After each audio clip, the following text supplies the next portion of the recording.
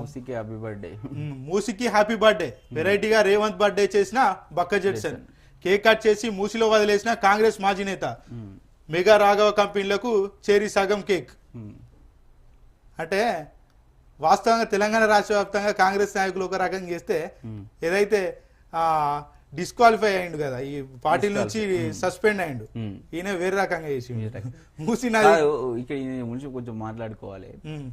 ఈయన మాట్లాడిండు కొంచెం కాంగ్రెస్ వచ్చిన కొత్తలలో మీరు ఇన్ని హామీలు ఇచ్చారు, ఎట్లా ఏంది ఎట్లా తెరుస్తారు అని చెప్పేసి ఆయన కొంచెం అవగాహన ఉన్న వ్యక్తి కాబట్టి మాట్లాడారు. ఏంటంటే డిస్క్వాలిఫై చేసారు, కాంగ్రెస్ పార్టీ నుంచి ఎలగొట్టారు. మరి మొన్న నుంచి కాంగ్రెస్ పార్టీకి వ్యతిరేకంగా, సీఎం కు వ్యతిరేకంగా అనేక వ్యాఖ్యలు తీర్మానం వలన చేస్తారు. మరి దాని మీద మీ స్టాండ్, మీరు ఎందుకు అతని మీద యాక్షన్ తీసుకుంటలేదు? ఈయనకో న్యాయం, నిన్న అదే అడుగుతాడు, నాకో న్యాయం తీర్మానం వలన అనుకున్నారు న్యాయమా, ఇది ఎంత వరకు సమన్వయం అని చెప్పేసి అడుగుతుంది. దీనికి కాంగ్రెస్ పార్టీ ప్రభుత్వం ఏం సమాధానం చెప్తుంది?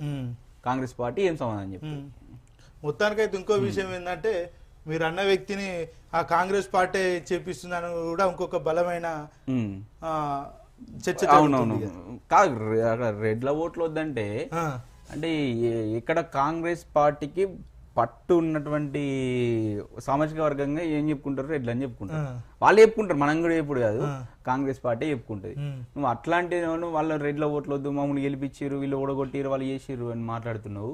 మరి ఆయన అట్లాంటి మాట్లాడుతున్నప్పుడు ఆయన మీద చర్యలు ఏం తీసుకుంటలేదు అంతే కదా కాంగ్రెస్ పార్టీ అంటే? మరి దీనికి ఎవరు ఉన్నారు? ప్లాన్ చెప్తుర్రా? తెలంగాణ సమాజం కూడా అర్థమవుతుంది. రాయేష్టోని మీ ఉన్న పెట్టుకుంటారు, మీద ఉన్నటోడు మీ కూడా పెట్టుకుంటారు, రాయేష్టోడు మీ కూడా మీద ఉన్నటోడు మీ అంటే ఉంటది కదా, నేను కొట్టినట్టు చేస్తా నువ్వు ఏడ్చినట్టు సామెత ఉంటది కదా అట్లా. ఇక మూసి బాధితుల తరపున సీఎం రేవంత్ రెడ్డి జన్మదినాన్ని సీనియర్ నాయకులు బక్క జెట్సన్ తనదైన శైలిలో జరిపారు. మూసిరెడ్డి అంటూ ఆయనకు నామకరణం జరిపి కేక్ కట్ చేశారు. కృష్ణా గోదావరి నదుల్లా మూసి పేరు పెట్టుకోవాలని సీఎం రేవంత్ రెడ్డి చెప్పిన నేపథ్యంలో మూసి అని నామకరణం చేసినట్టు చెప్పారు.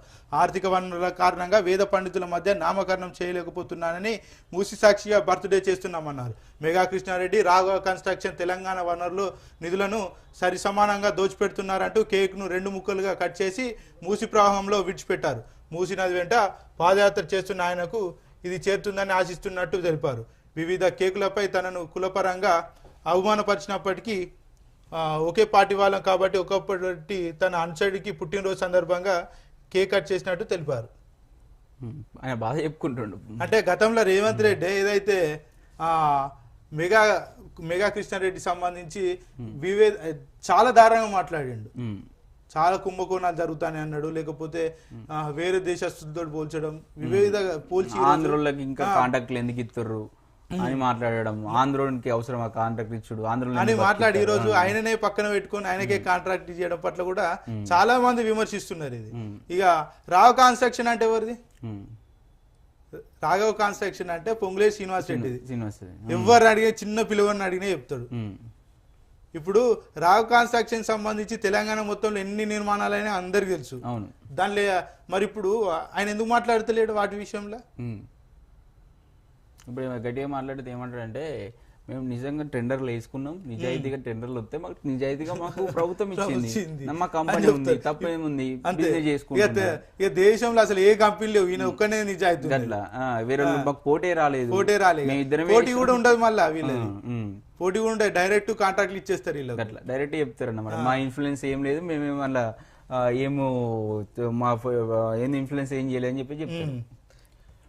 ఇక బక్క జెట్సన్ అన్న ఆలకీలకు పేరు పెట్టుడేందుకు సీఎం రేవంత్ రెడ్డికే పేరు పెడదాం, ఫస్ట్ ఆయన నుంచో మొదలు పెడదాం, మూసిరెడ్డి అని కూడా నామకరణం చేసి.